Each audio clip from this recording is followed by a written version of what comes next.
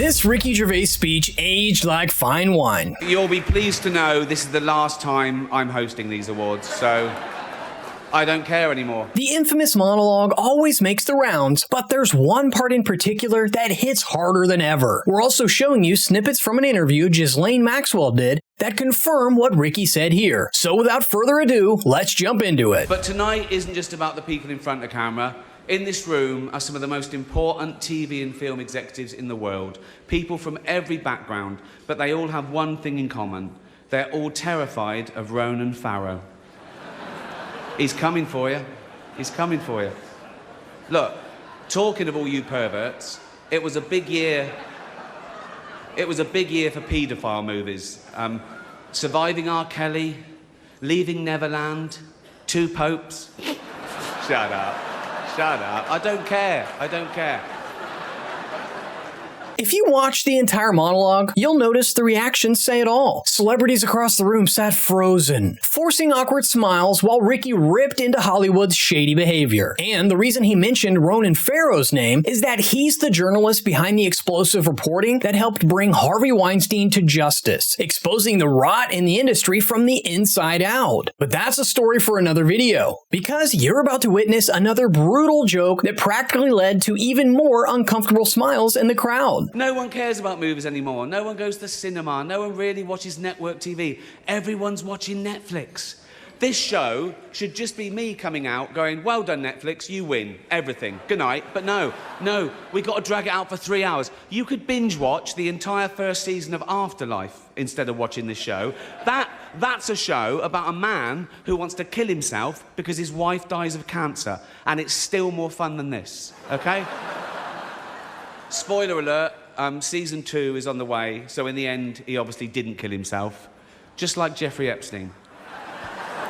Shut up. I know he's your friend, but I don't care. You had to make your own way here in your own plane, didn't you? Yep. A surprising number of people sitting in that audience were mentioned one way or another in the so-called Epstein files. Now, to be clear, being mentioned doesn't automatically mean they were involved in anything illegal, but the association alone was enough to make them uncomfortable. You could argue Ricky was ahead of his time because the monologue aired back in 2020. As far as Epstein's connections, it's no mystery how he knew so many celebrities. His wealth, influence, and most importantly, his longtime partner, Ghislaine Maxwell, opened countless doors. And in a rare interview with Talk TV, she shared her thoughts on Jeff taking his own life, confirming what Ricky said. I believe that he was murdered. Well, I was shocked.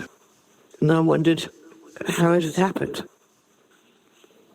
Because as far as I was concerned, I was sure he was going to appeal. And I was sure that he was covered under the non-prosecution agreement. But I wasn't in the indictment. So I wasn't mentioned. I wasn't even one of the co-conspirators. I obviously wish I'd never met him. I mean, obviously now, looking back with hindsight, of course, but at the time, I mean, he had lots of friends. I mean, he was friendly with just about everybody you can imagine. For context, this interview was back in 2023. And not only did Ghislaine say that, Epstein's brother also didn't buy the official story, calling for an investigation into the situation. And here's where things start to heat up. Just a few days ago, anonymous sources told the Daily Mail that Maxwell is now willing to speak to Congress. And not just about vague details, but about the infamous client list itself. If that turns out to be true, we could put everything that we've seen from the DOJ and FBI to shame. A former CIA operative also shared his take on Epstein's mysterious passing during an appearance on Joe Rogan's podcast. And here's what he had to say. He didn't kill himself, right?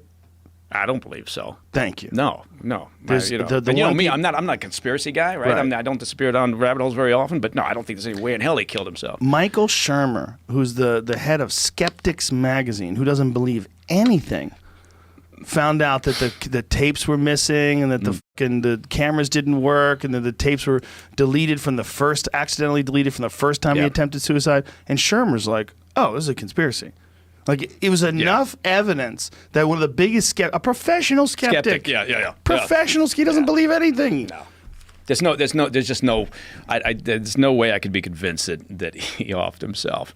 No way. So he knew too much. Yeah. And it's astounding, but yeah, what a shit show. But nobody's going to get to the bottom of anything. Exactly. From the way things are unfolding, it really seems like Epstein knew far more than anyone was comfortable with, and yet we still don't have any real answers. That's assuming anyone was even trying to get to the bottom of it in the first place. Just a few weeks ago, the narrative was split. Folks on the left were calling the Epstein story a conspiracy theory, while the right was demanding transparency and answers. Fast forward to now, and the script is flipped. The president is publicly brushing it off as a hoax, while the left's media machine is suddenly working overtime to paint some kind of link between Trump and Epstein. Meanwhile, we the people, we just want the simple truth to come out. And Epstein was obviously getting leverage on all these different people for whatever his purpose was. What do you think? That's what the question is. Like, what could he possibly... A lot of them were scientists. He went with a lot of, celebrities. There was heads of state. I don't think he needed money. Right. Well, what was he... I don't know. I mean, maybe he just... Who knows? Maybe he got off on sort of being the kingpin in this whole thing. It's a good question. It had to be funded. Right? So, I mean, there had to be something valuable that they were getting from it. I'm guessing. I don't know. It hasn't been spelled out to me. Yeah. I've tried to figure out the angle, but I get the idea of you would have leverage over these people, you'd have them in compromising situations, and then they would do things for you. But what would they do for you? Yeah. What is he getting Bill Clinton to do for him? It's a good question. And providing him with access, maybe he liked being close to, the seat of power. That's the million-dollar question. Was this all a part of a calculated blackmail scheme? A setup designed to trap powerful people into silence or compliance? Or was it simply Epstein and Ghislaine acting on their own twisted urges, with no larger network involved?